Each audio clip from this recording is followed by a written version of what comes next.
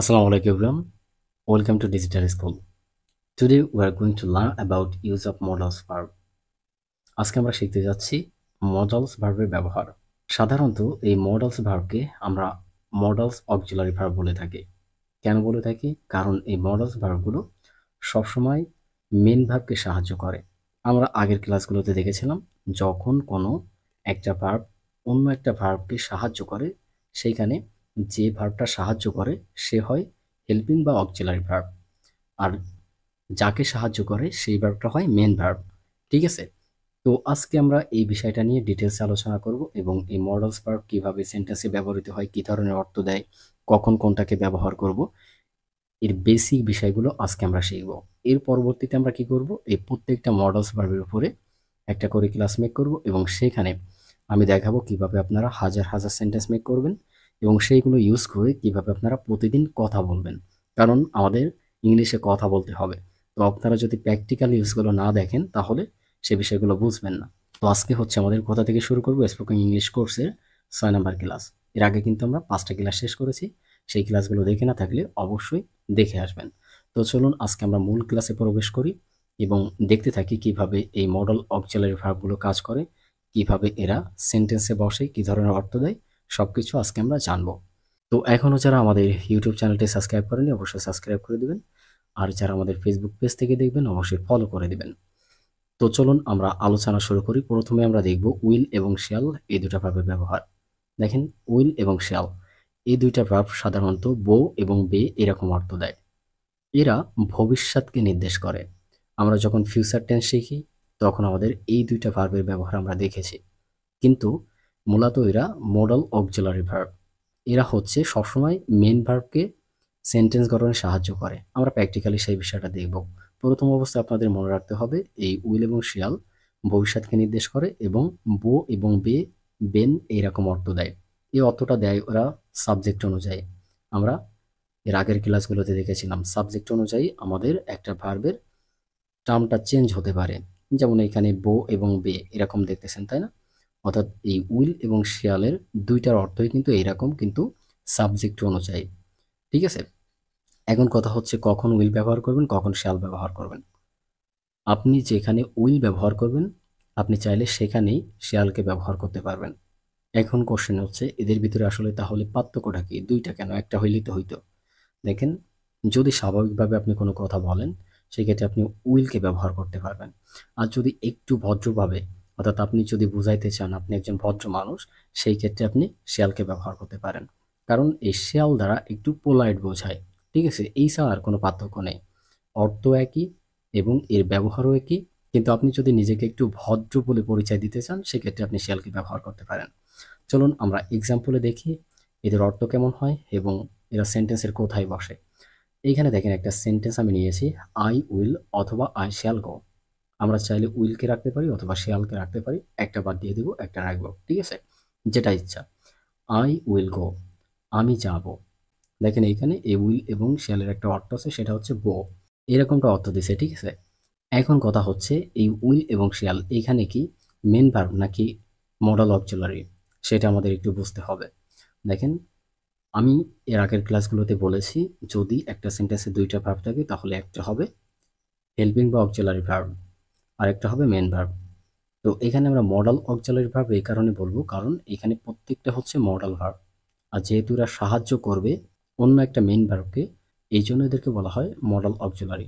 যেমন দেখেন, I will অথবা আই শ্যাল গো, এখানে গোটা হচ্ছে মেন ভার্ব, আর এর আগে যে ভার্বটা বসেছে অর্থাৎ উইল অথবা শ্যাল এটা হচ্ছে আমাদের হেল্পিং বা অক্সিলারি ভার্ব। যেহেতু এরা মডাল এই জন্য এদেরকে বলা হয় মডাল অক্সিলারি। আশা করি বুঝতে পেরেছেন। তো তাহলে একটা সেন্টেন্সে যদি দুইটা ভার্ব থাকে তাহলে প্রথমটা হবে হচ্ছে আমাদের হেল্পিং বা অক্সিলারি ভার্ব। ঠিক আছে? আশা করি বুঝতে পেরেছেন যে এর ব্যবহারটা কিভাবে করবেন এবং এরা এখানে মডাল অক্সিলারি নাকি মেন ভার্ব। এখন কথা হচ্ছে দেখেন, এইখানে উইল এবং শ্যালের অর্থ বো এবং বে। ঠিক আছে? কিন্তু এইখানে শুধুমাত্র বো অর্থ দিছে।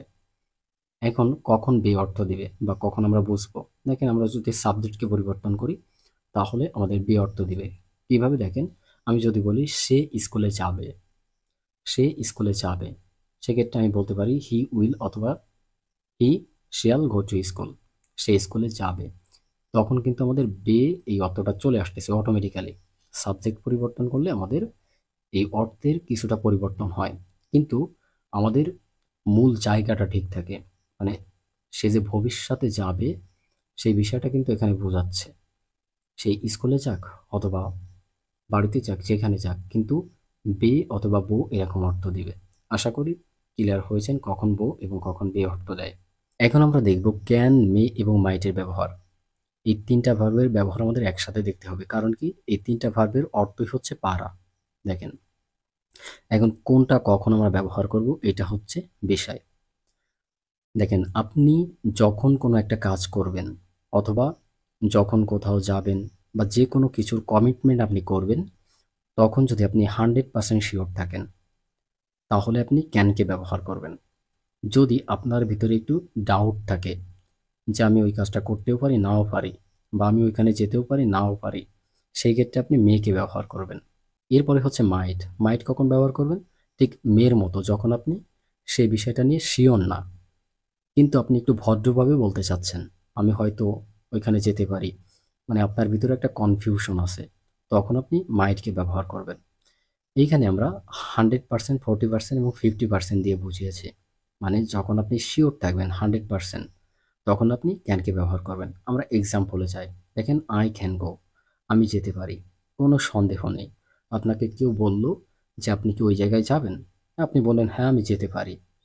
100% শিওর আপনি যেতে পারেন। এতে কোনো কনফিউশন নেই। তখন আপনি ক্যানকে ব্যবহার করবেন। এই ক্যানটা এখানে মডেল অক্সিলারি। কেন? এরপরে দেখেন আরেকটা মেন ভার্ব আছে, সেটা হচ্ছে গো। ঠিক আছে? এর অর্থটা কেমন দিছে দেখেন, আমি যেতে পারি। এই যে যেতে পারি, 100% শিওর।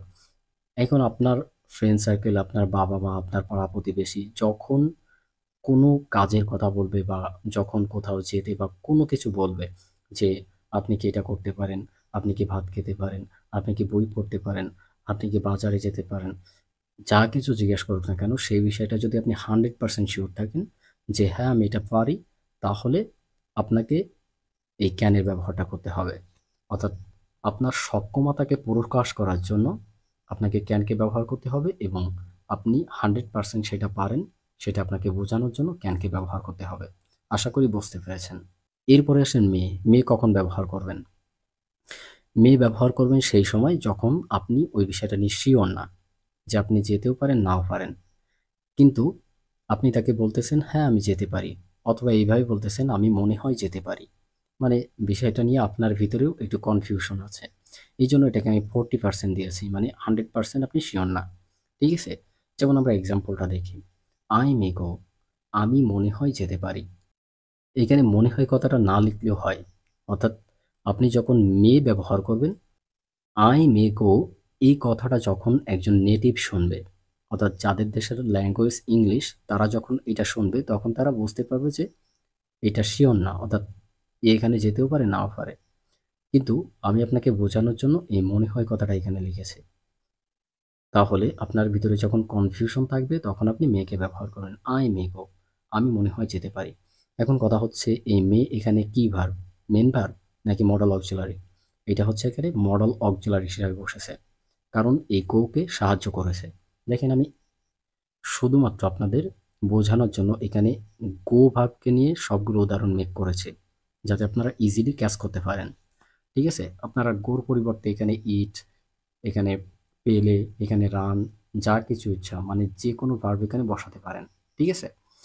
তো তাহলে এখানে বুঝতে পারলেন এই মেটা আমরা কখন কিভাবে ব্যবহার করব, এবং আমরা যখন কনফিউশনে থাকবো, 100% শিওর না, অ্যারাউন্ড 40% শিওর, তখন আমরা হচ্ছে মেকে ব্যবহার করব। এরপরে আসেন মাইট। মাইট মানে হচ্ছে পারা। একইভাবে আমরা যখন কনফিউশনে থাকবো যে কোনো একটা কাজ আমরা করতেও পারি, নাও পারি, যেতেও পারি, নাও পারি, সেই রকম সিচুয়েশনে আমরা মাইটকে ব্যবহার করব। কিন্তু একটু পোলাইটভাবে বোঝানোর জন্য আমরা মাইটকে ব্যবহার করব। যেমন দেখেন, I might go, I might গো, আমি হয়তো যেতে পারি। দেখেন, হয়তো কথাটা আমরা না বললেও পারতাম।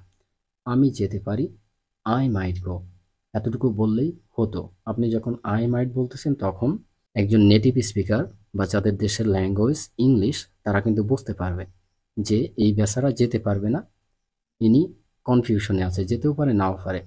কিন্তু আপনি একটু ভদ্রতা বোঝানোর জন্য আপনি ভদ্রভাবে তাদেরকে বলতেছেন এই বিষয়টা যাতে তারা বুঝতে পারে এজন্য মাইটকে ব্যবহার করলেন। ঠিক আছে?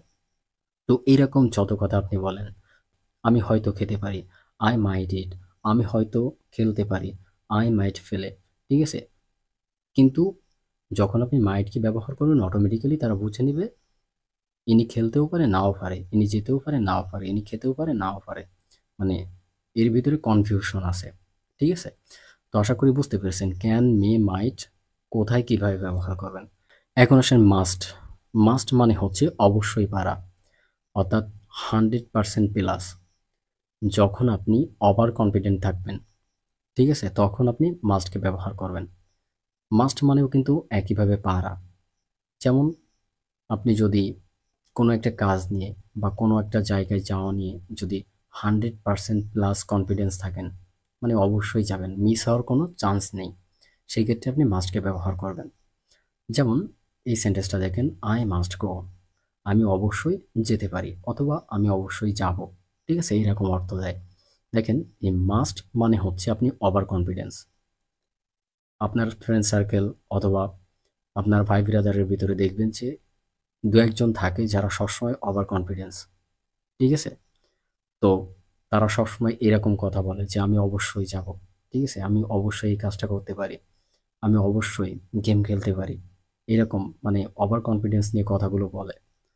তো সেই সিচুয়েশনে আমাদেরকে এই মাস্টকে ব্যবহার করতে হয়। যখন আপনি মাস্ট ব্যবহার করবেন তখন অটোমেটিক্যালি বোঝা যাবে যে আপনি ওভার কনফিডেন্স। এখানে কিন্তু অবশ্যই কথাটা না বললেও চলে। আমরা বলতেও পারি, নাও পারি। কিন্তু মাস্ট ব্যবহার করা মানে আপনি ওভার কনফিডেন্স। আশা করি বুঝতে পেরেছেন কোন সময় মাস্টকে ব্যবহার করবেন। তো তাহলে আমরা শেষ করলাম will, shall, can, may, might, must. এই ভার্বগুলো আমরা ক্লিয়ারভাবে বোঝার চেষ্টা করেছি। এখন আমরা দেখব কুড। কুড মানে হচ্ছে পারতাম। দেখেন অতীতের একটা কথা বা অতীতের কোনো একটা কাজ আপনি পারতেন, সেটাকে বোঝানোর জন্য আপনি কুডকে ব্যবহার করবেন। আমরা অনেক সময় এরকম সিচুয়েশন ফেস করি যে অনেক সময় আপনার বন্ধু আপনাকে বলে, "তুই তো ভালো খেলতে পারতি না, তোরে নিয়ে কী লাভ?" তখন হয়তো আপনি বলেন, "আমি ভালো খেলতে পারতাম।" ঠিক আছে? মানে আপনার ভালো খেলার অ্যাবিলিটি ছিল। আপনি ভালো খেলতে পারতেন। যদি আপনি চান্স পাইতেন ভালো খেলতে পারতেন। তো এই যে আমি ভালো খেলতে পারতাম, এইরকম কোনো একটা সিচুয়েশনে এরকম কথা যখন আপনি বলেন তখন আপনাকে কুডকে ব্যবহার করতে হবে যে আমি ভালো খেলতে পারতাম কি আমি সেখানে যেতে পারতাম। ঠিক আছে? তো আমরা একটু এক্সাম্পলের মাধ্যমে দেখি তাহলে বিষয়টা আরো বেশি ক্লিয়ার হবে। এখন এই কুডটা দেখেন ক্যানের কিন্তু পাস্ট ফর্ম, অর্থাৎ ক্যানকে আমরা ব্যবহার করি বর্তমানের কোনো সিচুয়েশনকে প্রকাশ করার জন্য, আর কুডকে আমরা ব্যবহার করি অতীতের কোনো সিচুয়েশনকে প্রকাশ করার জন্য। আমরা এক্সাম্পল দেখি, দেখেন I could go, I could go, আমি যেতে পারতাম, আমি যেতে পারতাম। দেখেন এইখানে আইটা হচ্ছে সাবজেক্ট, কুডটা হচ্ছে মডাল অক্সিলারি, গোটা হচ্ছে মেন ভার্ব। তো এখানে আপনাদের বুঝতে হয়তো আর বাকি নেই কেন কোডটা এখানে অক্সিলারি ভার্ব বা মডাল অক্সিলারি ভার্ব। ঠিক আছে? তো এই কোডের অর্থ কেমন? পারতাম। দেখেন রেড মার্ক করে দিয়েছি, প্রত্যেকটা আপনারা ইজিলি ক্যাচ করতে পারবেন এই বিষয়গুলো। আমি যেতে পারতাম। ঠিক আছে? তো অতীতের একটা কথা এবং এটাকে আমাদের কোড দিয়েই বলতে হবে। যে কোনো অতীতের অ্যাবিলিটিকে, যে কোনো সক্ষমতাকে যেগুলো আপনি পারতেন সেগুলো আপনি কোড দিয়ে বলবেন। যেমন আপনি বলতে পারেন, আমি খেলতে পারতাম, আই কুড ফেলে। আমি দৌড়াতে পারতাম, আই কুড রান। ঠিক আছে? আমরা সেন্টেন্স মেক করা শিখব এর পরবর্তী ভিডিওতে।